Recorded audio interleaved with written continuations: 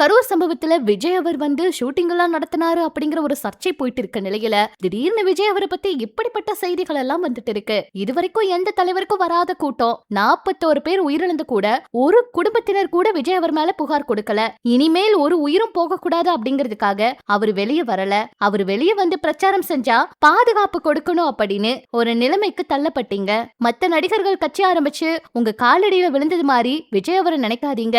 திராவிடத்தை வீழ்த்த விஜய் அவர் தான் வந்திருக்காரு, விஸ்வரூபம் எடுத்து வந்திருக்காரு அப்படிங்கிற மாதிரி பதிவுகள் சமூக வலைதளத்துல வைரல் ஆயிட்டு இருக்கு. தமிழக அரசியல் வரலாற்றுல இதுவரைக்கும் எந்த ஒரு தலைவருக்கும் திரளாத அளவுக்கான ஒரு பிரம்மாண்ட மக்கள் கூட்டம் தமிழக வெற்றி கழகத்தோட தலைவர் விஜய் அவருக்கு அவரோட வருகைக்காக காத்துக்கிட்டு இருக்கு அப்படின்னும், சமீப காலமா விஜய் அவருடைய அரசியல் நகர்வுகள் குறித்து பல்வேறு விமர்சனங்கள் முன்வைக்கப்பட்டாலும் அவரோட ஆதரவாளர்கள் முன்வைக்கிற வாதங்கள் சமூக வலைதளங்கள்ல புயல கிளப்பி இருக்கு. குறிப்பா விக்கிரவண்டி மாநாடு மற்றும் அது பின்னரான நிகழ்வுகள்ல 41 பேர் வரை உயிரிழந்த சம்பவம் மிகப்பெரிய அதிர்ச்சியை கொடுத்துச்சு. ஆனா பாதிக்கப்பட்ட குடும்பத்துல யாராவது ஒருத்தராவது விஜய் அவர் மேல புகார் கொடுத்தாங்களா? ஏன் அப்படி புகார் கொடுக்கல?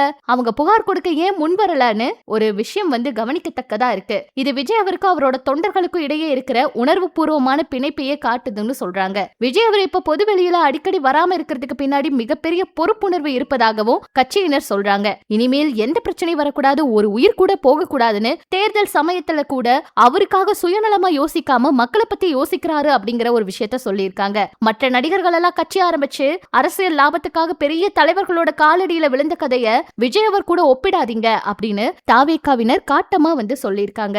சொல்ல போனா விஜய் அவர் மற்ற நடிகர்கள் மாதிரி இல்ல, அவர் தனி ஆளுங்க. அவர் திராவிட கட்சியோட கூட்டணி வைக்காம தன்னோட பலத்தை நிரூபிக்க வந்திருக்காரு. இது வெறும் அரசியல் வருகை அல்ல, ஒரு கொள்கை போர் அப்படின்னு சொல்றாங்க. தமிழகத்தை நீண்ட காலமா ஆண்டு வர திராவிட அரசியல் கட்டமைப்பை வீழ்த்த இவர் விஸ்வரூபம் எடுத்திருக்காரு அப்படிங்கிற மாதிரி எல்லாம் கூட விஜய் அவரை பத்தின இத்தனை செய்திகள் வைரல் ஆயிட்டு இருக்கு. திடீர்னு இதெல்லாம் வைரலாக என்ன காரணம்னா, விஜய் அவருடைய கரூர் சம்பவம் தொடர்பான வீடியோ ஒண்ணு வெளியாச்சு. ஏற்கனவே பிரபலமான ஒரு பத்திரிகையாளர் என்ன சொல்லியிருக்காருன்னா, விஜய் அவருடைய கரூர் சம்பவம் இந்த நிகழ்ச்சியில நிறைய இடங்கள்ல ஷூட்டிங் எடுத்திருக்காங்க.